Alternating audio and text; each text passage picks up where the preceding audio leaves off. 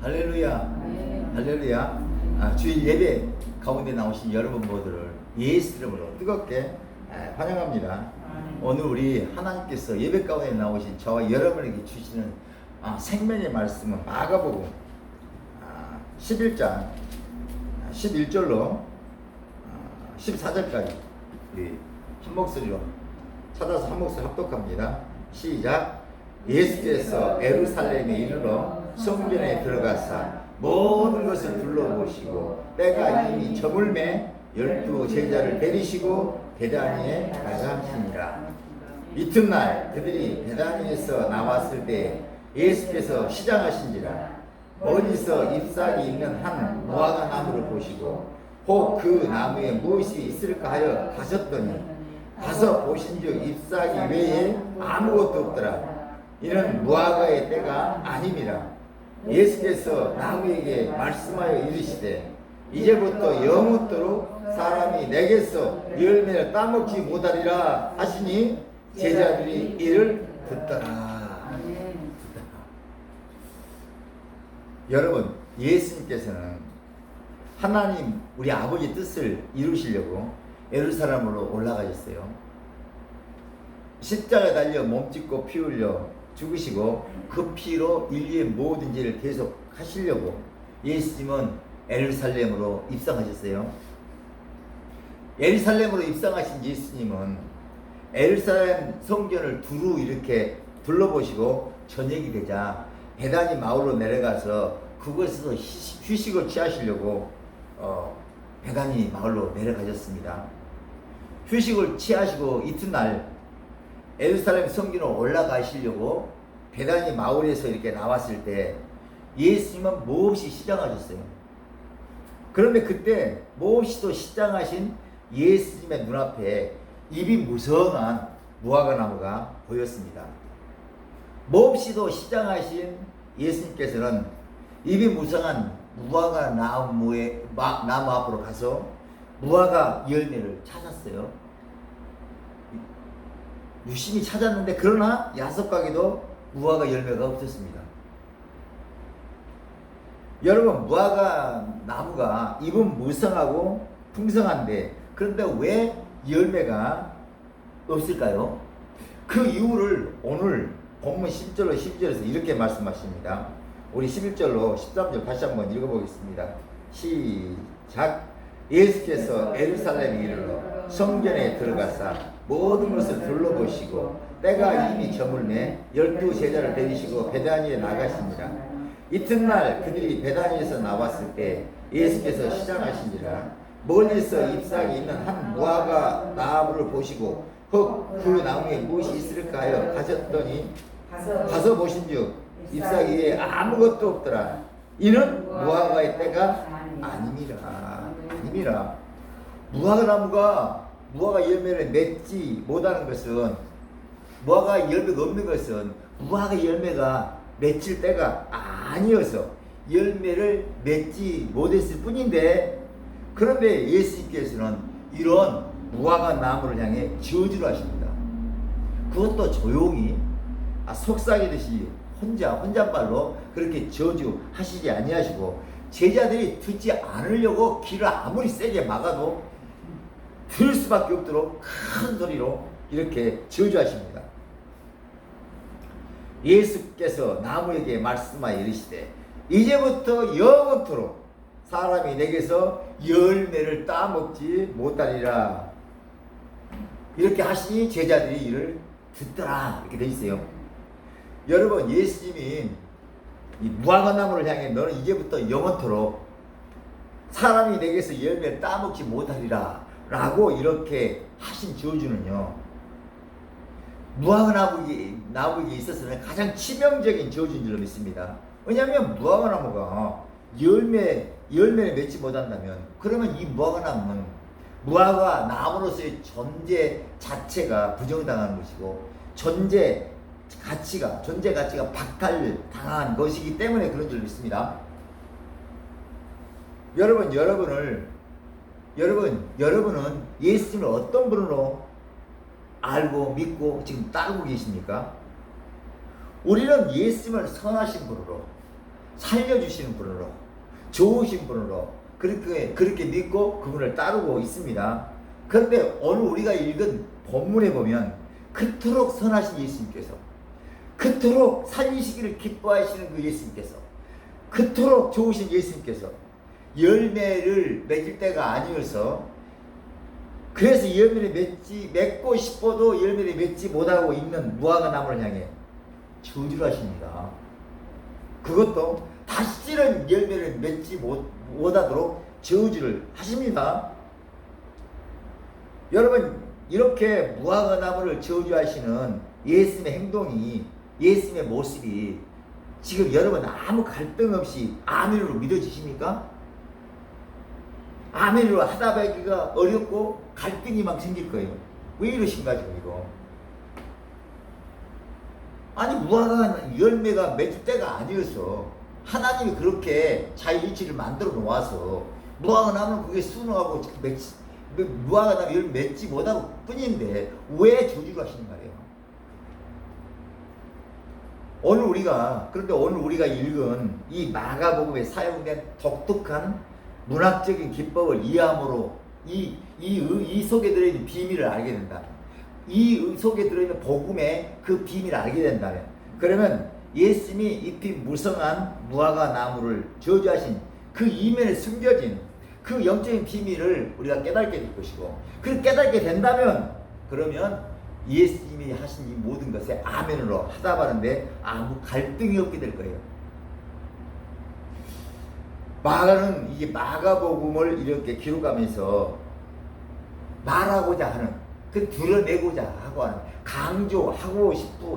강조하고자 하는 바를 보다 더 선명하게 드러내려고 그런 목적을 가지고 샌드위치 기법의 문학 양식을 이렇게 사용했습니다. 그렇다면 무엇이 마가복음에 사용된 샌드위치 기법의 문학 양식일까요? 샌드위치 생각해봐요. 빵 2개 이렇게 넣고 그 안에다가 뭐다가 넣었죠. 채소니 고기니 토마토도 넣고 막 넣어가지고 이렇게 얹어갖고 이렇게 먹는 게 샌드위치잖아요. 이와 같이 한 이야기를 하다가 한 맥락 이야기인데 그 이야기 중간을 딱 이렇게 둘로 나눠가지고 거기다가 색다른 어떤 이 이야기를 넣어놓고 다시 봉하고 이야기를 마치는, 이것이 바로 샌드위치 기법의 문학 양식이에요. 그러니까 끼워놓은 그 이야기 속에 끼워놓은 그것을 돋보이게 하려고. 여러분, 빵보다도 안에 숨기는 게 더 맛있잖아. 그거를 섭취하게 하려고 샌드위치 기법으로 이렇게 마가복음을 기술했다고요. 오늘 본문에 기록된 마가복음 11장 11절로 25절을 통해 마가복음에 사용된 샌드위치 기법이 무엇인지를 설명하겠습니다. 오늘 마가복음 11장 11절로 25절까지 한 이야기예요. 한 이야기. 예수님께서 무화과 나무를 저주하시는 내용이 이렇게 기록되어 있어요. 오늘 본문에 11절로 14절에는 예수님이 무화과 나무를 저주하는 내용이 기록되어 있어요. 그리고 곧이어 15절로 19절에 보면 예수님께서 더럽혀진 그 성전에, 예루살렘 성전에 들어가셔서 성전을 정하는 내용이 들어있습니다. 오늘 15절로 19절 한번 읽어보자고. 시작. 그들이 예루살렘에 들어가니라. 예수께서 성전에 들어가사 성전 안에서 매매하는 자들을 내쫓으시며 돈 바꾸는 자들의 상가, 빌기 파는 자들의 의자를 둘러부시며 아무나 물건을 가지고 성전 안으로 지나다니고 허락하지 아니하시고, 이에 가르쳐 이르시되 기록된 바 내 집은 만민의 기도하는 집이라 칭함을 받으리라고 하지 아니하느냐. 너희는 강도의 속을 만들었도다 하시매 대지상 들어가 서기관들이 듣고 예수를 어떻게 죽일까 하고 깨하니, 이는 무리가 그의 교훈을 놀랍게 여김으로 그를 두려워하미러라. 그리고 날이 저물매 그들이 성 밖으로 나가더라. 그리고 이 말씀을 이렇게 이 성전 정화에 관련된 예수님이 성전을 정하는 이 사건을 딱 집어넣고 그 다음에 20절로 21절 한번 읽어보죠. 시작. 그들이 아침에 지나갈 때 무화과 나무가 뿌리채 많은 것을 보고 베드로가 생각이 나서 여짜오되 낚여 보소서 저주하신 무화과 나무가 말랐나이다. 여러분, 이것이 바로 마가복음 11장 11절 25절에 그 예지로 사용된 이 샌드위치 기법이에요. 마가복음 11장 11절 25절의 모든 내용이 뭐냐면 예수님이 입만 무성한 무화과나무를 저주하셨다. 근데 저주하신 바대로 무화과나무가 말라 비틀어져 죽었다. 이게 전체 내용인데, 근데 이 이야기를 딱 중간에 잘라가지고 거기다 뭘 넣어놨어요? 예수님이 성전에 들어가서 성전을 정한 내용을 딱 집어넣어놨잖아요. 그리고 여기서 우리가 예수님이 이 마가복음이 드러내고자 하는 것은 무화과나무가 말랐다, 죽었다, 저주받아 비틀어졌다, 그것을 드러내는 것이 아니라 성전이 정화되지 아니하면 무슨 일이 일어나는가? 성전을 정화해야 된다는 것을 강조하기 위해서 지금 이 말씀을 지금 하고 계시는 거예요. 여러분, 본문에 나오는 무화과나무는 무엇을 상징합니까? 이스라엘 상징하는 나무가 바로 무화과나무잖아요. 이스라엘의 백성을 상징하고 있는 줄로 믿습니다. 더 나아가 예수님과 거듭나 저와 여러분을 상징하고 있는 줄로 믿습니다. 여러분, 예수님 당시 예루살렘 성전이 얼마나 웅장하고 얼마나 아름다웠습니까? 얼마나 잎이 무성한 무화과나무처럼 얼마나 풍성했습니까? 또한 예수님 당시 예루살렘 성전에서 일어나는 제사장들의 그 복장과 모습이 얼마나 웅장했고 얼마나 화려했습니까? 얼마나 아름다웠습니까? 예수님 당시 예루살렘 성전에는 화려한 종교 형식은 많았으나 그러나 그것 성전 안에는요, 계시해야 할 마땅할 하나님이 계시지 않았어요. 하나님 이름이 성전에서 떠났어요. 예수님께서는 이런 형식만 무성한 예루살렘 성전을 저주하실 수밖에 없다는 것입니다. 그 잎사귀가 무성한 이 종교 행사를 이렇게 무너뜨릴 수밖에 없다는 것을. 아니 성전이 정화되지 아니하면 이스라엘 무화과나무로 상기된 이스라엘 민족이 무너질 수밖에 없다는 것을, 철저히 저주받을 수밖에 없다는 것을 낱낱이 이렇게 선명하게 가르쳐 주시려고 이렇게 마가로 하여금 이렇게 샌드위치 기법으로 저주받은 무화과나무 얘기를 하도록 하다가 갑자기 멈추고 중간에 성전 정화 사건을 집어넣고 다시 저주받은 무화과나무가 예수님이 저주하신 바대로 그렇게 말랐다고 말하면서 이야기를 맺도록 이렇게 했단 말이에요.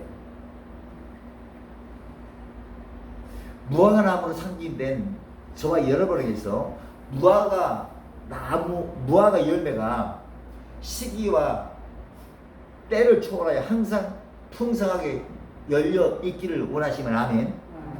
그렇다면 본격적으로 오늘부터 지금부터 신령 성전을 정화하시기 바랍니다. 예수님의 보혈을 영혼에게 뿌리고 바르고 덮으며 성령과 능력을 즉 기름 부음 받기를 사모하고 또 사모하면서 줄기차게 아버지여 정말로 하나님의 그 기름이 흐르는 그 하나님의 그 재단 앞으로 달려나가기를 축복합니다. 여러분, 하나님께서는 무슨 목적으로 무화과나무를 지극정성으로 재배하시는 걸까요? 무슨 목적으로 이스라엘 민족들을 그렇게 지극정성으로 이렇게 돌보시고 이끌어주시고 복을 내려주시냐 그 말이에요. 입을 무성하게 만들어서 주변 경관을 아름답게 조성하기 위함입니까? 아닙니다. 여러분, 무화과나무는 주변 경관을 보기 좋게 만드는 간상수가 아니에요. 열매를 많이 맺게 하려고 심겨져 유실 수인 줄로 믿습니다. 여러분, 하나님께서는 입만 무성한, 형식만 무성한, 무늬만 무성한, 겉만 화려한 그런 이스라엘을 만드시려고 이스라엘을 택하신 것이 아닙니다. 이스라엘을 통해 온 인류에게서 당시 의도하시는 성령의 9가지 열매가 주저리 이렇게 열리도록 하시려고 이스라엘을 택하시고 먼저 이스라엘에게 열매를 바라셨던 거예요. 하나님은 입만 무성한 간상수 같은 그런 사람을 만드시려고 저와 여러분을 부르신 것이 아닙니다. 무화과나무처럼 화려한 꽃은 없을지라도 무화과나무 꽃이 없어요. 9가지 성령 열매가 풍성한 그런 사람이 되도록 하시려고 부르신 줄로 믿습니다.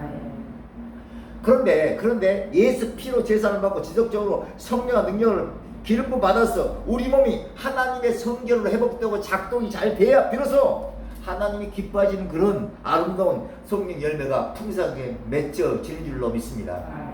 그러므로 오늘 이 마가복음 오늘 본문에 사용된 샌드위치 기법 가운데 가장 중요한 것은 성경 정화의 핵심이 있어요. 고린도후서 13장 5절에 이렇게 말씀합니다. 너희는 믿음 안에 있는가? 너희 자신을 시험하고 너희 자신을 확증하라. 그리스도 예수께서 너희 안에 계신 줄을 너희가 스스로 알지 못하느냐? 그렇지 아니하면 너희가 버림받은 자니라. 여러분, 저와 여러분의 몸은, 예수 믿는 저와 여러분의 몸은 예수 이름을 모신 하나님의 성전입니다. 고린도전서 3장 16절로 17절은 이렇게 말씀합니다. 너희는 너희가 하나님의 성전인 것과 하나님의 성령이 너희 안에 계시는 것을 너희는 알지 못하느냐. 누구든지 하나님의 성전을 더럽히면 하나님이 그 사람을 멸하시리라. 하나님의 성전은 거룩하니 너희도 그러하니. 여러분요, 우리의 삶에 성전 회복이 되지 않으면 우리가 신앙생활이 아무리 하려 하고 우리가 신앙생활하면서 뭔가 이런 자선 행위도 많이 하고 뭔가 이렇게 남을 많이 돕는 어떤 그런 행동도 많이 하고 뭐 선교도 많이 하고 뭐 이렇게 전도도 많이 했을지라도 성전이 회복되지 아니하면 버림받아진다는 사실. 여러분 꼭 오늘 기억하시기를 예수 이름으로 축복합니다.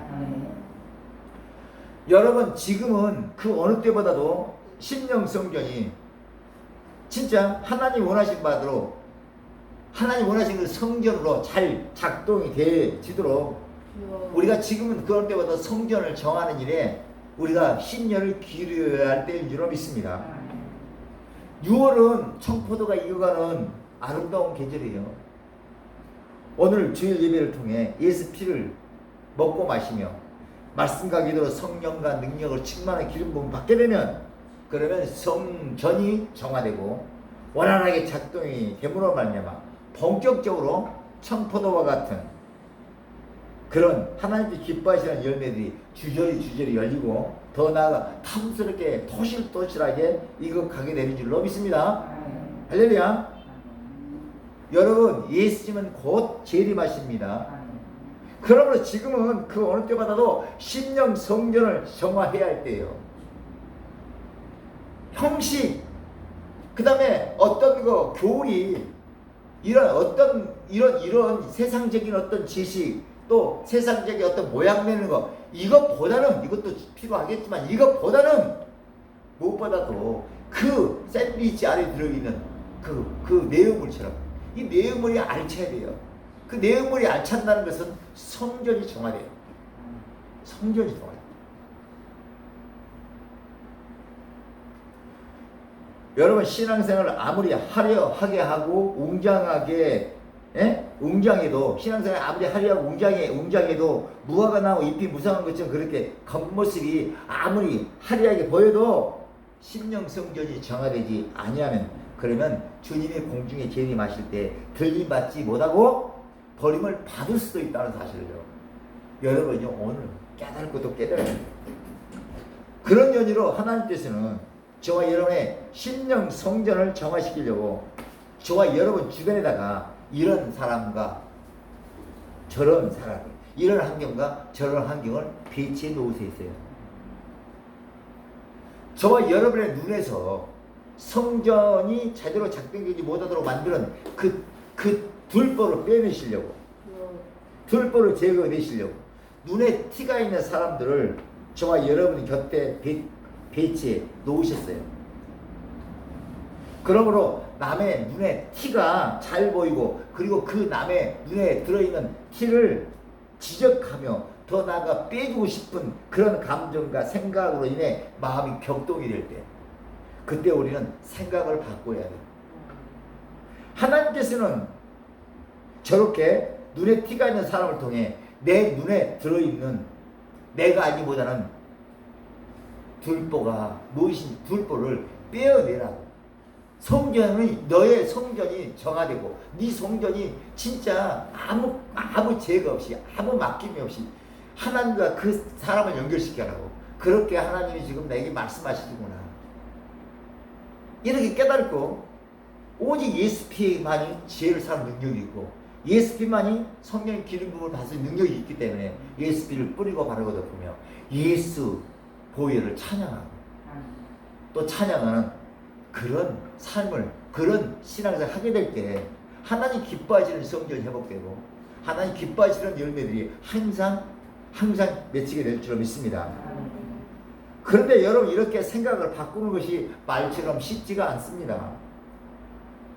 그러나 여러분요 지속적으로 예수피를 뿌리고 바로 덮음으로 성령과 능력을 기름 부음 받게 되면 그러면 생각이 조금씩 바뀌어져 가는 것을 곧 깨닫고 기쁨의 눈물을 흘리며 예수님 보혈을 더 그냥 저절로 찬양하게 되는 여러분 발견하게 될 것입니다.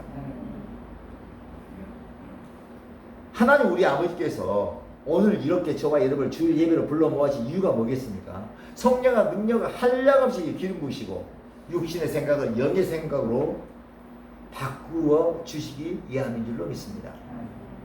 여러분 선하신 하나님께서는 저와 여러분을 무화과나무로 택하셨어요. 영적 이스라엘을 택하셨어요.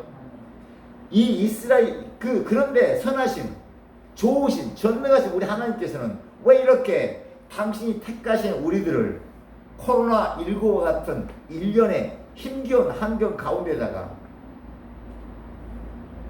저와 여러분을 마치 샌드위치에 그 맛있는 이 내용물을 집어넣듯이 그 안에다 집어넣고 이렇게 우겨 쌓이게 하시고 그리고 또 세상 사람들로부터 애매하게 고난을 당하도록 멸시와 천지에 당하도록 지금 하고 계시는 걸까요? 사람을 보고 새싹을 볼 때 만족함이 없었네. 나의 하나님 그분을 뵐 때 나는 만족하였네. 이러한 고백을 하기 위해서라도 먼 밖 세상으로 향한 우리의 모든 시선을 돌이켜 해결시켜서 우리 몸 안에 계시는 예수님께로 향하도록 하심으로 말미암아 성전을 정화하시기 위함인 줄 믿습니다. 여러분 예수님께서 이 세상에 오셔서 십자가에 달려 몸짓고 피려 죽으신 이유가 뭐겠습니까? 죽은 자 가운데서 부활 승천하시고 예수 믿는 자에게 성령과 능력 한량없이 기름 부어 주시는 이유가 뭐겠습니까? 하나님과 우리 사이를 막고 있는 죄감을 십자가의 피로 허무시고 믿는 자의 몸을 성전 삼으셔서 성령과 능력을 한량히 기름 부어 주시기 위함인 줄 믿습니다. 우리를 통해서 세상을 아름답게 만들기 위함인 줄 믿습니다. 그래서 우리를 통해서 우리와 연결된 사람들에게서 성령의 9가지 열매가 주저리 열리도록 하기 위함인 줄 믿습니다. 또한 그 열매가 귀한 죄로 떨어지지 않도록 토실토실하고 알차게 이어가도록 하시기 위함인 줄 믿습니다. 오늘 주일 예배 가운데 그리스도 예수 안에서 우리 하나님께서 저와 여러분에게 한량없이 성령으로 부어주시는 모든 기름을 받아서 이번 한 주에도 어떤 환경과 처지와 여건 속에서도 요한일서 4장 4절과 같은 그런 말씀들을 주의하는 묵상하고 또 묵상함으로 말미암아 여러분의 성전 안으로 세상에 속한 정말로 그 두려움이 불안이 염려영이 틈 못하도록 관리하기 여러분의 성전을 정화시키는 그런 한 주가 되기를 축복합니다. 자녀들은 너희는 하나님께 속하여 있고 또 저들을 이겼나니 이는 너희 안에 계시니가 세상에 있는 자보다 크십니다.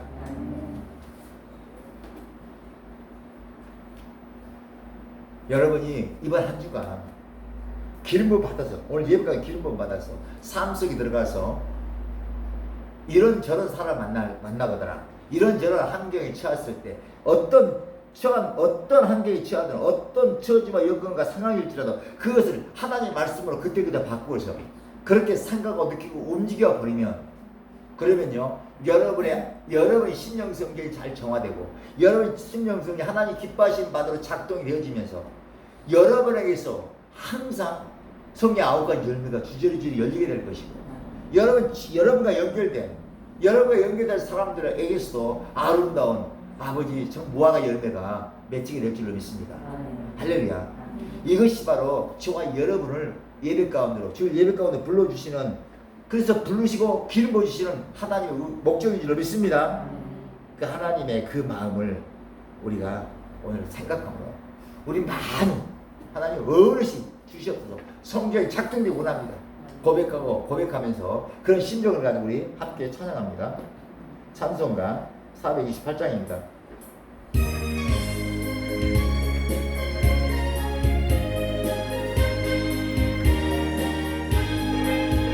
내 영혼에 햇빛 비치는 주 영광 찬란해. 이 세상 어떤 빛보다 이 빛도 빛나네. 주의 영광 빛나 광채 내게 비춰 주시옵소서. 그 밝은 얼굴 배울 때 나의 영혼 기쁘다. 내 영혼에 노래 있으니 주 찬양합니다. 주 귀를 기울이시사 다 듣고 계시네. 주의 영광 빛나 광채 내게 비춰 주시옵소서. 그 밝은 얼굴 배울 때 나의 영혼 기쁘다. 내 영혼에 봄날 되어서 주 함께 가실 때 그 평화 내게 깃들고 주음에 꽃피네. 주의 영광 빛나 광채 내게 비춰 주시옵소서. 그 밝은 얼굴 배울 때 나의 영혼 기쁘다. 내 영혼에 소란이 있고 큰 소망 넘치네. 주 예수 부르시고 또 내려 주시네. 주의 영광 빛나 광채 내게 비춰 주시옵소서. 그 밝은 얼굴 배울 때 나의 영혼 기쁘다. 주님이 가르쳐 주신 주기도 말씀으로 주일 예배 마칩니다. 하늘에 계신 우리 아버지여, 이름이 거룩히 여김을 받으시오며 나라에 임하옵시며 뜻이 하늘에서 이루어진 것 같이 땅에서도 이루어지이다. 오늘날 우리에게 일용할 양식을 주옵시고 우리가 우리에게 죄 지은 자를 사하여 준 것 같이 우리의 죄를 사하여 주옵시고 우리를 시험에 들게 하지 마옵시고 다만 악에서 구하옵소서. 대개 나라와 권세와 영광이 아버지께 영원히 있사옵나이다. 아멘.